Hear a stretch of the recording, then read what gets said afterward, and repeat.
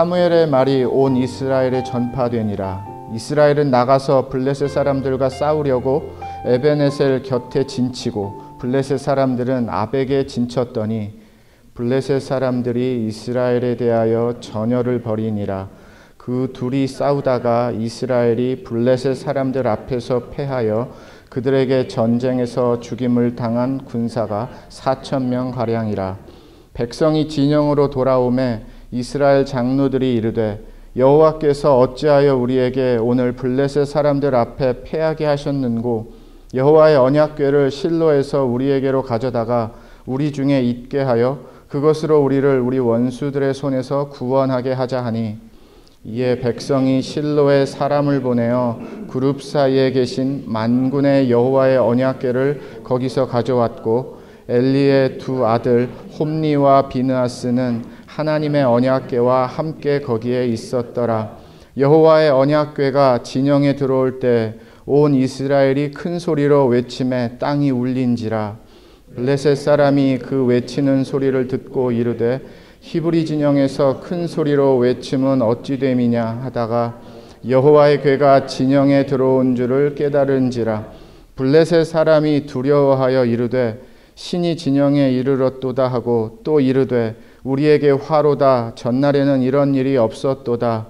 우리에게 화로다. 누가 우리를 이 능한 신들의 손에서 건지리요. 그들은 광야에서 여러 가지 재앙으로 애굽인을 친 신들이니라. 아멘. 작년 이맘때쯤이었을 겁니다. 미국에서 미국 역사상 가장 최악의 입시 스캔들이 벌어져 가지고요. 여기저기서 이 관련 뉴스가 엄청나게 많이 쏟아져 나왔습니다. 제가 기사를 찾아보니까요, 한국 신문 어느 신문에서는 이런 기사 제목을 썼습니다. 미국 역사상 최악의 입시 스캔들, 대학 연문이 뚫렸다. 그렇게 하면서 부정 입학 연관된 부모들이 사람들이 50몇 명이 넘고 이들이 보석금을 내고 바로 풀려나기는 했지만 구속되는 사건도 있었고요. 변호사, CEO, 의사, 패션 디자이너, 유명한 배우들 할 것 없이 모두 이 스캔들에 연루된 사람들의 사건을 우리가 만났습니다. 이번 주, 지난주 제가 새벽 재단을 인도하면서도 그렇고요. 그냥 제 마음엔 이런 생각을 참 여러 번 하게 됐습니다. 만약에 우리 자녀들이 너무너무 잘 되는 출세의 길이 있어요. 우리 자녀들이 정말 인정받고 이 승진의 부분에 있어서 공부의 진행의 어떤 학위의 방향과 이 진도의 진급에 있어서 이런 부분들이 너무 좋은 기회들이 있는데, 그런데 만약에 우리 자녀가 치딩을 해서 그런 좋은 자리를 차지한다, 그렇게 진급을 한다, 취직을 한다, 승진을 한다, 학위를 얻는다라고 생각을 하면 부모로서 저와 여러분은 어디까지 말할 수 있을까? 너무너무 그냥 조금 잘 되는 정도가 아니라 정말 잘 되는 그런 기회고 그런 길이 있다라고 했을 때, 그런데 아쉽게도 모르면 좋겠지만 부모로서 우리 아들이, 우리 딸이 치딩하는 것을 알게 됐어요. 그러면 우리는 부모로서, 또 크리스찬 부모로서, 믿음의 부모로서 어떻게 말해야 될까? 어떻게 접근해야 될까? 아니, 어디까지 말할 수 있는가? 아니, 말할 수 있는가? 다 말할 수 있는가? 그렇게 해서라도 아들이 잘 되고 딸이 잘 되는 것을 그냥 모른 채 하면서 그냥 넘어가야 되는 것이 부모인가? 그렇게 귀한 기회는 이제 다시 올 것 같지 않은 그런 기회였기 때문에 그냥 어쩔 수 없이 좀 찝찝함은 있지만 인정을 해줘야 되는가? 어쩌면 지난 우리의 삶에서 우리는 적어도 한 번 이상 거짓말을 했고 치딩을 한 저와 여러분의 삶이 누구나 있을 겁니다. 과연 그 치팅, 그 부패, 그런 방법을 써가지고 저와 여러분들은 어떤 결과를 얻어냈는지. 작년에 큰 스캔들이었던 이 입시 스캔들을 다시 한번 제가 기사를 읽으면서, 물론 부모가 열심히 돈으로 여러 가지 방법으로 해서 좋은 대학을 입학하고 자녀들이 아는 경우도 있었지만 모르는 경우도 있었다고 하고요. 부모들의 실수이기는 합니다, 대부분. 그런데 부모의 실수도 실수이지만 만약에 이 실수가 자녀들의 실수였다라고 하면 부모로서 우리는 어디까지 이 부분을 믿음으로 해결할까? 접근을 할까? 아마 쉽지 않은 질문에 쉽지 않은 답을 얻을 것 같습니다. 그런데 어떻게 보면 답을 우리가 모르고 있는 게 아니에요. 답을 알고 있습니다. 그런데 그 답을 이루는 것이 어려운 거죠. 의외로 미국에서도 미신 같은 그런 것들을 좀 믿는 게 있다고 합니다. 그래서 몇 가지 찾아보니까요. 아침에 잘못된 방향으로 침대에서 일어나면 그날 하루 운이 없다. 이렇게 미국 사람들 말을 한다 그러네요. 그리고 토끼 발이 행운을 가져다 준다 그래서 이 토끼 발 이 키체인들이 선물 가게에 많이 있는 거래요. 저는 한두 번 본 적은 있는 것 같습니다. 또 이 말굽이 이렇게 문 쪽으로 방향을 하면은 들어오지 못하게 하는 어떤 악한 영이 그렇게 해서 말굽을 어떤 맞는 방향으로 동서남북 방향으로 이렇게 둔다 이런 미신도 있다고 하네요. 왜 이런 말씀 나누는가 하면은요. 오늘 본문 말씀은 4장 1절부터 8절까지 읽으면 읽을수록 1절을 빼고서는요. 너무너무 헷갈려요. 이게 미신인가? 이게 믿음인가? 맞는 게 하나도 없어요. 좀 세게 과하게 표현하면 정신 나간 정도가 아니라 정말 미쳤어요, 다들. 백성들도 미쳤고요. 홈리아 비느하스 이 제사장들도 미쳤고요. 장로들도 미쳤습니다. 그러니까 오늘 말씀에 등장하는 블레셋 사람들 군대 빼고, 물론 적이긴 하지만요. 그쪽 적들 빼고 이스라엘 진영에 있는 사람들은 사무엘 빼고 제정신인 사람이 없어 보여요. 물론 사무엘이 오늘 말씀의 본문에서 인도를 했거나 직접적으로 하나님께서 사용하시진 않으셨습니다. 왜냐하면 3장에서 사무엘은 어렸다가 이제 본격적으로 사무엘의 사역이 시작되는 말씀이 사무엘상 4장이에요. 그러니까 이때부터 사무엘의 사역이 시작이 되는 겁니다. 그런데 아무리 생각을 해도 한 세 부류, 네 부류가 있다고 하면 한 부류 정도는 분명히 정신을 차려서 그 중심을 잡아줬어야 되는데, 아니 어느 그룹 하나 제대로 된 그룹이 없는 거예요. 이 당시가 영적으로 암울한 시대입니다. 왜냐하면 사사기의 마지막 시대거든요. 사사기의 시대는 영적으로 가장 구약에서 암울했던 그런 시대입니다. 좋은 분위기는 분명 아니에요. 근데 그래도 그렇지. 대제사장 엘리는 이 두 아들을 제사장으로 이제 세웠는데요. 너무 잘 가르치지를 못해가지고, 너무 그냥 막 살게 해가지고 사실 하나님 앞에 번제물 드리고 제물 드리는 것부터 벌써 다 망가뜨렸어요, 예배를. 이 두 아들이. 그런데 장로들도 보니까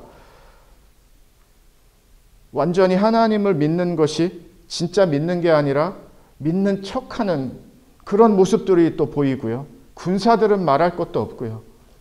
군사들은 언약궤가 자기들의 이 캠프로 들어오기 시작을 하면서 아마 지금까지 태어나면서 가장 큰 소리로 함성을 질렀던 것 같아요. 그러니까 성경은 땅이 울릴 정도로, 흔들릴 정도로, 그러니까 엄청난 기세가 등등해지는 장면입니다. 처음부터 보시면 이렇습니다. 사무엘상하고 사무엘 하에 블레셋이라는 나라가 150번 이상 등장을 합니다. 이 단어가. 이때부터 블레셋은 이스라엘에게 엄청난 바로 옆에 나라이면서 괴롭히는 적이 되는 거예요. 블레셋과의 싸움은 한두 번이 진행이 되는 것이 아닙니다, 앞으로. 그런데 첫 번째 전쟁에서 2절에 보니까 4,000명의 이스라엘 군사를 잃으면서 패배를 했습니다. 2절을 보시면 블레셋 사람들이 이스라엘에 대하여 전열을 벌이니라. 그 둘이 싸우다가 이스라엘이 블레셋 사람들 앞에서 패하여 그들에게 전쟁에서 죽임을 당한 군사가 4,000명가량이라. 이게 첫 번째 전쟁이었습니다. 그런데 나가서 맞이해서 싸웠는데 패하고 말았어요. 4,000명의 사상자를 냈습니다. 그리고 3절에 백성이 진영으로 돌아오매, 이제 군사들이죠. 이스라엘 장로들이 이르되 여호와께서 어찌하여 우리에게 오늘 블레셋 사람들 앞에 패하게 하셨는고, 여호와의 언약궤를 실로에서 우리에게로 가져다가 우리 중에 있게 하여 그것으로 우리를 우리 원수들의 손에서 구원하게 하자 하니. 지금 4,000명의 사상자를 내고 군사들이 이 패잔병으로 돌아왔습니다. 그 돌아오는 패잔병들의 군사들을 맞이하면서 이스라엘 장로들이 회의를 했는데요.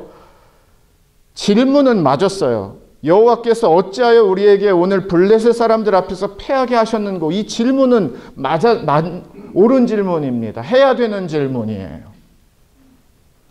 왜냐하면 왜 하나님께서 우리에게 승리를 주시지 않고 패배를 주셨는가라는 질문이기 때문입니다. 여기서부터 시작하는 것이 맞습니다.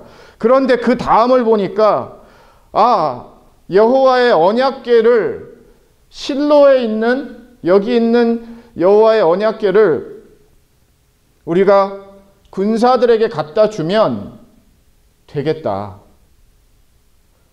다시 말씀드려서 이 장로들이 언약궤를 가지고 오면 이길 수 있겠다라는 생각을 하고 결정을 하면서 이제 실로에 안착되어 있는 언약궤를 가지고 오는 결정을 합니다. 자, 전쟁이 벌어지는 이 에벤에셀에서 실로까지는 20마일입니다. 그러니까 왕복 40마일을 언약궤를 이제 갔다가 20마일 다시 원웨이로 언약궤를 들고 와야 되는 그러한 이제 귀한 책임이 있는 거예요. 그런데 이 언약궤를 내 마음대로 옮길 수가 있는가? 그러면 괜찮겠지만요. 하나님은 모세에게 분명히 말씀하셨어요. 이 언약궤는 어디에 놓여 있는가 하면 지성소에 놓여 있습니다. 성막에서도. 그리고 이 지성소는 1년에 단 한 번 대제사장, 그것도 뽑힌 대제사장이 대속죄일에만 들어갈 수가 있었어요. 1년에 딱 한 번만 대제사장도, 선택받은 대제사장도 지성소에 들어가서 모든 백성과 본인과 가족과 이 하나님 앞에 회개하는 대속죄일이 있었습니다.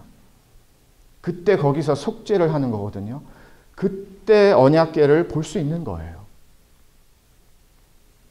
그런 언약궤를 이 장로들이 가지고 오자. 실로에서. 하나님께서 지성소에 이 예치되어 있는 언약궤를 함부로 손대지 못하게 하셨습니다. 그냥 필요할 때 꺼냈다가 집어넣고 뭐 냉장고에서 음식 꺼내듯이 그런 것이 절대 아니었어요. 만약에 눈에 보이는 그 당시에 이 이스라엘 백성들에게 가장 거룩한 성물을 꼽으라고 하면 언약궤였습니다.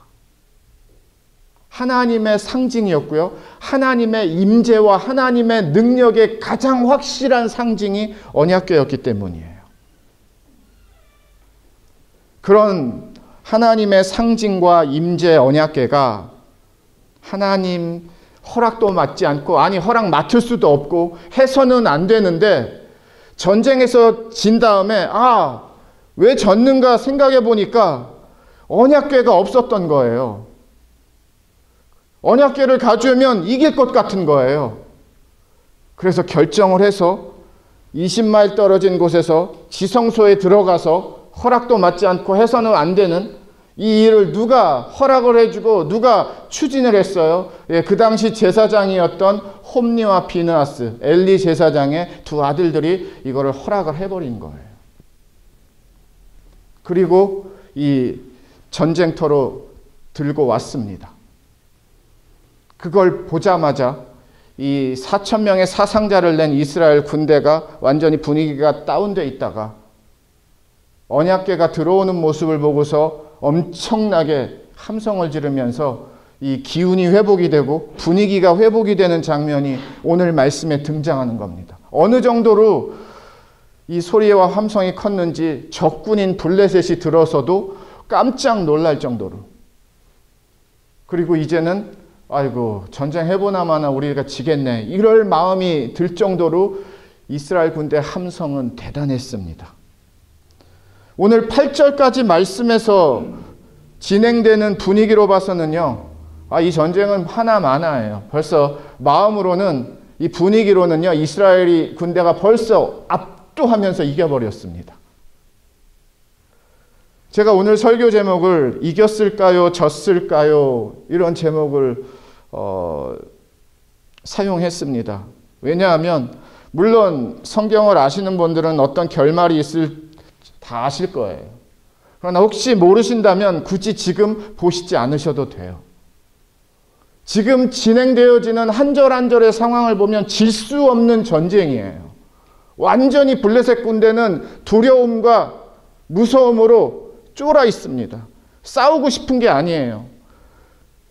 또 광야에서 이집트 군대를 치셨다라는 것 정도까지 알아가지고요. 그 이스라엘의 신, 물론 잘못 표현하긴 했지만 신들이라고 복수로 어떻게 이길 수 있냐라고 벌써 마음이 다 녹아버렸어요. 이런 분위기에서 블레셋 군대 대장이 강하라고 하고요. 담대하라는 메시지를 전합니다. 그리고서 진짜 전투를 했는데요. 이게 웬일입니까?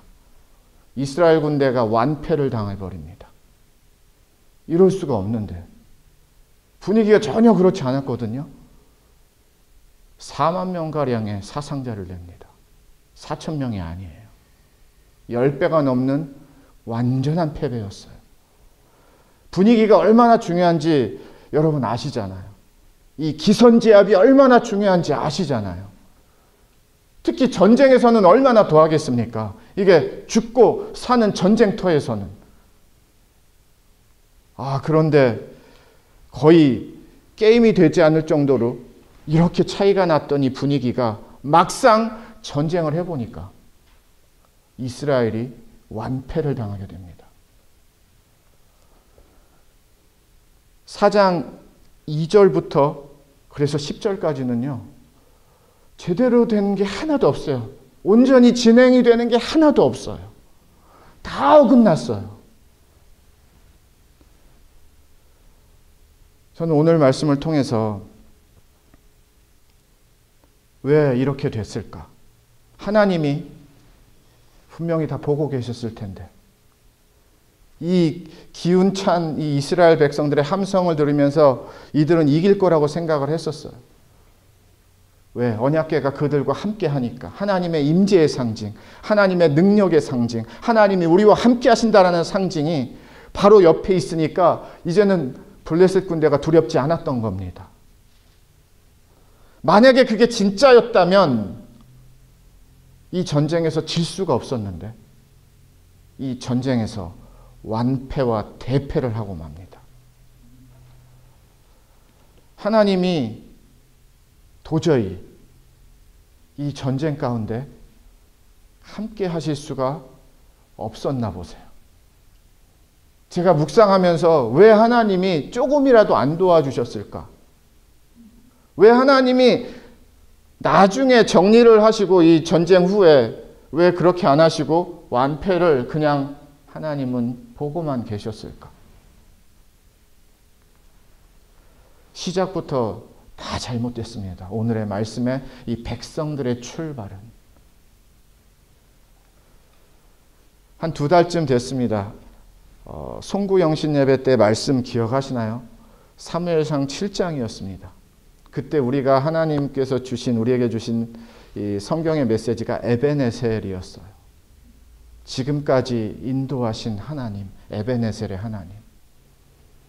그때 미스바에 모여가지고 그들이 회개하고 눈물 흘리면서 하나님 앞에 기도하고 있는 중에 치사하게 블레셋 군대가 쳐들어온 겁니다. 그때 전열이 정비되거나 뭐 그렇지도 않았어요. 그런데 하나님이 그들을, 이 블레셋 군대를 혼동케 하시면서요, 그냥 완전한 대승을 거두게 하셨습니다. 오늘 4장 다음에 블레셋과 싸워가지고요, 다시 이기는 전쟁이 바로 그 7장 에베네셀의 전쟁이에요. 그때는 칼 들고 방패 들고 준비도 하고 있지 않았었어요. 다 회개하고 기도하고 있었습니다. 미스바 광장에 모여서 사무엘이 다 모이라고 했거든요. 잘못한 거 회개하고 하나님 앞에. 그런데 오늘 말씀에서 하나님은 이스라엘 군대에게 승리의 하나님이 되어주지 않으시고, 사무엘상 7장에서의 하나님은 승리의 하나님이 되어주신다라는 거죠. 이 차이가 무엇이었을까요? 오늘 4장에서의 블레셋과의 전쟁은 하나님이 함께 하실 수 없는 전쟁이었고요. 사무엘상 7장에서의 전쟁은 하나님이 함께 하시면 안 되는 전쟁이 되었습니다. 근데 왜 오늘 안 될까요? 다 잘못됐어요. 하나님을 우상으로 믿고 미신으로 믿고 자기들 맘대로 믿고 자기들 원대로 믿고 자기들 뜻대로 믿는 거예요, 지금. 마치 언약궤를 이 군사들에게 가지고 오면 하나님이 끌려와야 되는 거예요, 이 상황에서. 하나님은 지성소 안에 계셔야 되는데 언약궤가 그 상징으로 마치 이 언약궤를 끌고 올 때 하나님이 끌려와야 되는 듯한 거예요. 그리고 이들은 하나님을 끌고 왔다라고 생각을 한 거예요.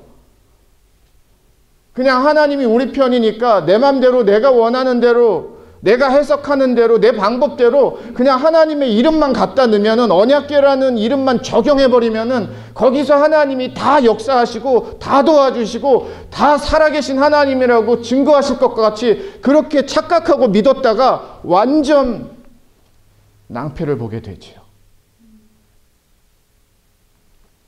하나님은 그렇게 끌려다니시는 하나님이 절대 아니신데, 하나님은 그렇게 하나님 일로 오세요 하면 하나님이 오시고, 하나님 절로 가세요 하면은 하나님이 절로 가시는 하나님이 절대 아닌데, 자기들 상황에 맞춰서 지금 전쟁이라는 박스 안에 하나님을 막 꾸역꾸역 넣어가지고 하나님 좀 하세요, 하나님 하시면 됩니다, 하나님을 막 시키는 거예요. 하나님을 막 부리는 거예요. 언약궤 자체를 손대는 것부터, 언약궤를 가지고 오라는 장로들의 이 거짓된 믿음부터, 언약궤를 요청했을 때 가져가세요, 우리들도 갈게요, 우리들도 가서 도와드릴게요 한 홈리와 비느하스 제사장들부터, 또 이 모습을 본 군사들, 지금까지보다 훨씬 더 큰 전쟁의 함성을 갖고 기세등등하게 전쟁하겠다고 하는 군사들부터, 어디를 봐도 누구를 봐도 하나님의 마음과 진짜 하나님의 거룩함과 진짜 하나님의 은혜와 진짜 하나님의 사랑이 머물 곳이 하나님은 없으셨다라는 뜻입니다. 우리 하나님은 우리 편에서 일하시는 하나님이에요. 우리 하나님은 여러분을 위해서 일하시는 하나님이고 그래서 사랑하시는 하나님이십니다. 그런데 하나님이 그걸 못하셨던 거예요. 그걸 하실 수가 없으셨던 거예요. 왜냐하면 하나님의 이름을, 하나님의 능력을 마치 딱지와 같이, 무슨 램프와 같이 막 여기 있다가 저기 있다가 이리 오세요 저리 오세요 그렇게 써먹는 거예요, 이들이.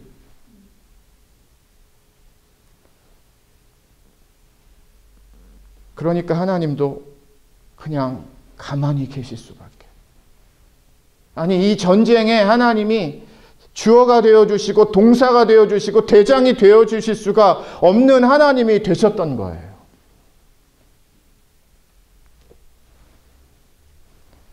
저는 말씀을 묵상하면서 많은 생각을 하게 됩니다. 그냥 잘 모르는 사람이 오늘의 이 본문을 8절까지만 읽으면 이게 하나님 믿는 게 이런 거구나. 이렇게 믿으면 되는구나. 하나님 또 이렇게 일하시는 거구나. 아마 보는데 하나도 어려움이 없고요. 문제가 없을 것 같아요. 이런 게 하나님 믿는다라는 거구나. 그런데 그렇지 않습니다. 완전히 대패를 했어요.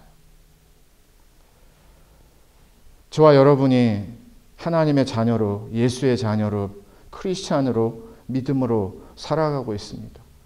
행여나 저는 오늘 본문 말씀 준비하고 묵상하고 기도하면서 하나님 행여나 내 안에, 우리 교회 안에, 우리 성도들 안에 이런 미신과 같은 하나님을, 이런 우상과 같은 하나님을, 마치 언약궤를 믿는 거지 하나님을 믿는 게 아닌 그런 하나님을, 그런 건 없겠죠, 하나님? 아니, 없어야 됩니다, 하나님.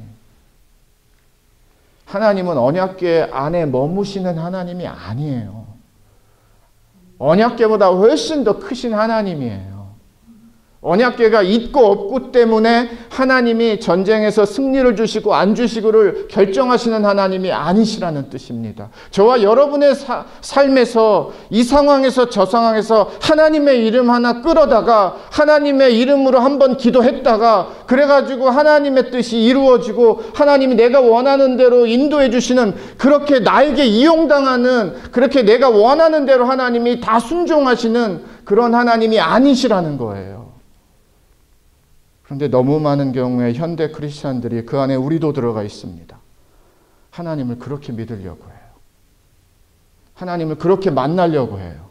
하나님을 그렇게 그 능력을 경험하려고 해요. 안 됩니다. 그런 일 절대 이루어지지 않습니다.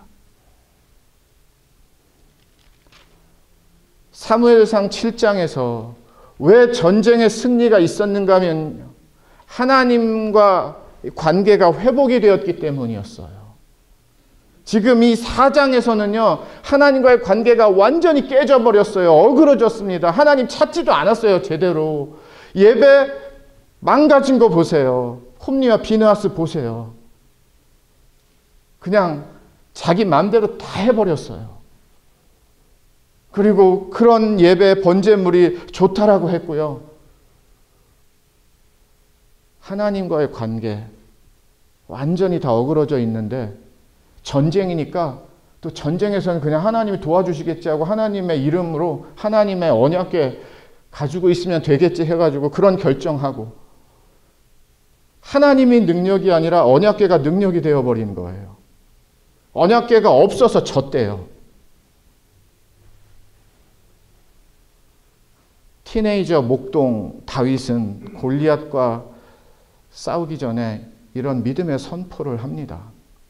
전쟁은 하나님에게 속한 것이다. 그 전쟁에 하나님을 넣어버려요. 우리 전쟁이 아니라, 내 전쟁이 아니라, 내가 하는 게 아니라, 사람이 하는 게 아니라, 인간이 하는 게 아니라, 이건 하나님이 해주시는 거다. 하나님은 그 믿음의 선포와 고백을 그리고 들어주세요. 그때 다윗은 하나님의 이름만을 살짝 빼와가지고 골리앗과의 전쟁에서 살짝 사용한 것이 아니었습니다.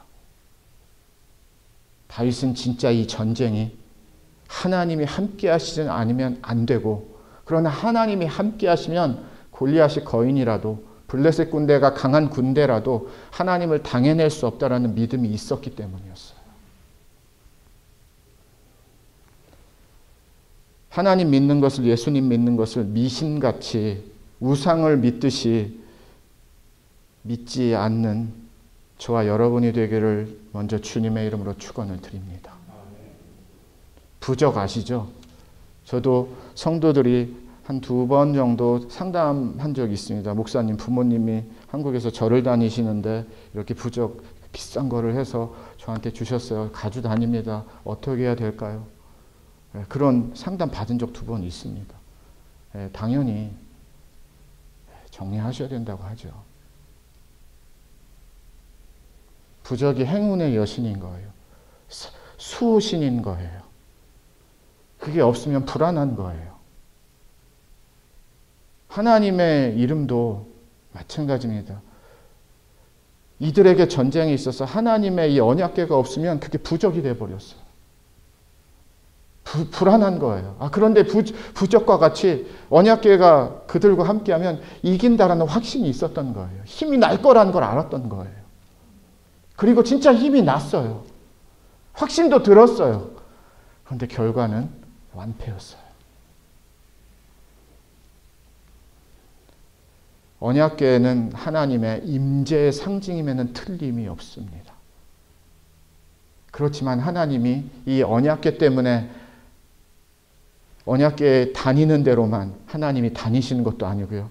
하나님이 언약궤보다 작은 하나님이 아니시기 때문에 이 언약궤 더 큰 하나님이 돼서 하나님을 통치하는 것도 아니었습니다.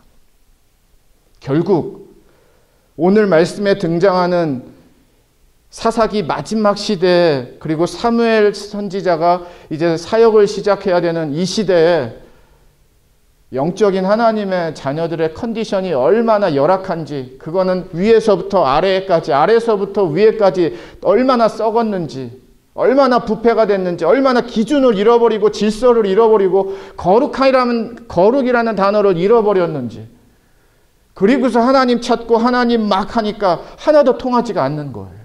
하나도 능력이 없는 거예요. 마치 허공에다가 그냥 하나님을 부르짖는 것과 같이.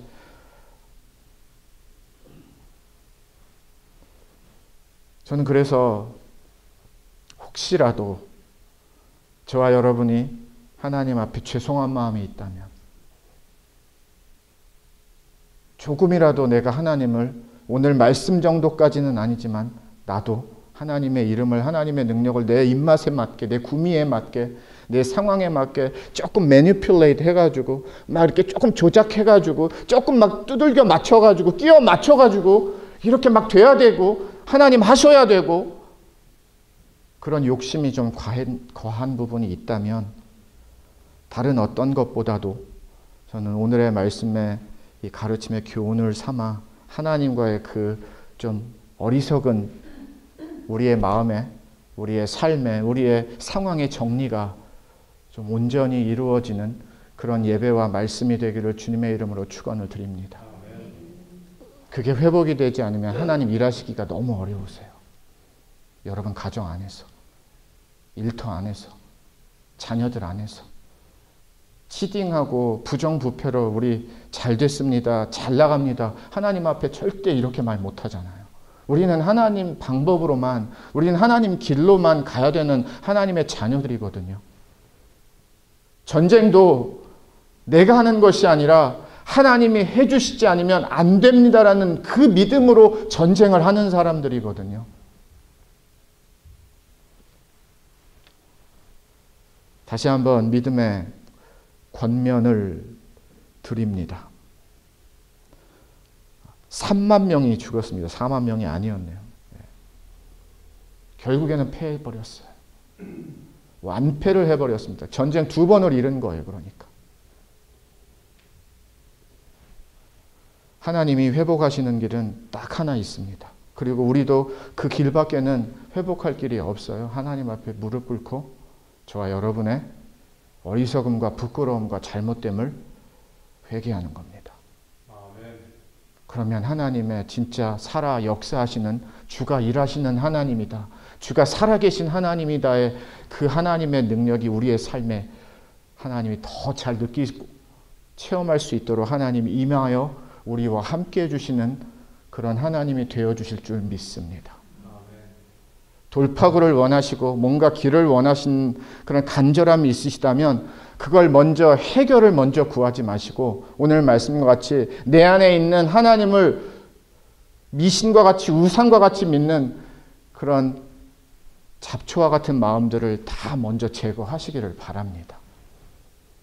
다른 건 몰라도 하나님이 우리에게 당하진 않으세요. 사람들에게, 세상에게.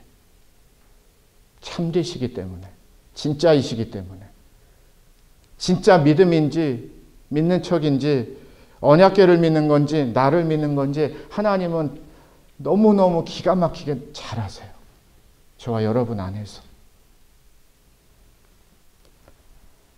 그러나 믿음은 블레셋이 얼마나 강한 군사가 되더라도 하나님을 믿는 믿음은 하나님은 우리에게 승리를 주십니다. 이런 하나님이 싸워서 하나님이 주시는 승리의 승전보들이 우리 교회와 우리 샘물 가정들 안에서 하나님이 계속해서 부어주시는 하나님의 스토리가 되기를 주님의 이름으로 축원을 드립니다. 정리하세요. 조금이라도 오늘의 말씀에 찔림이 있으시다면 정리하셔서 하나님 앞에 정말 믿는 믿음으로 하나님이 다 하시도록 그런 하나님을 의지하면서 새롭게 출발하고 새로운 하나님이 열어주시는 길에서 하나님의 승리가 세워지는 그런 하나님의 자녀들이 되시기를 마지막으로 주님의 이름으로 축원을 드립니다. 기도하겠습니다. 하나님, 그냥 그럭저럭 사는 것이 우리의 인생의 전부만이 되지는 않길 원합니다. 치딩하고 부정부패해서 잘 되고 승진하고 잘 좋아지는 그런 것을 원하고 바라고 꿈꾸고 부추기는 나도 우리 자녀들도 우리 교회도 우리 가정도 우리 일터도 되지 않기를 원합니다. 하나님, 오늘 말씀에서 제대로 된 부류가 하나도 없습니다. 하나님, 우리는 어떻습니까? 저는 어떻습니까?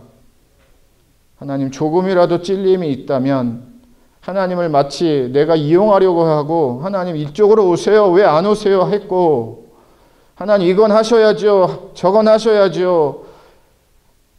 그런 부분도 있고 마치 내가 하나님보다 높은 사람인 양 하나님을 지휘하고 통치하고 그렇게 막 하려고 했던 그런 어리석은 노력과 시도들 있다면 하나님 우리의 그런 어리석음과 죄송함과 부끄러움과 실수를 용서하여 주시옵소서.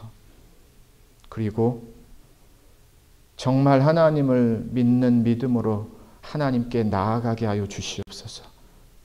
언약궤도 아니고 물건도 아니고 어떤 우상도 아니고 미신도 아니고 부족도 아니고 우리는 하나님을 믿는 겁니다. 예수 그리스도를 믿는 겁니다. 그 하나님의 사랑과 은혜를 믿는 겁니다. 그 능력을 믿는 겁니다. 하나님, 우리를 믿음의 교회와 믿음의 가정과 믿음의 자녀들로 부어 주시옵소서. 이루어 주시옵소서. 예수님 이름으로 기도합니다. 아멘.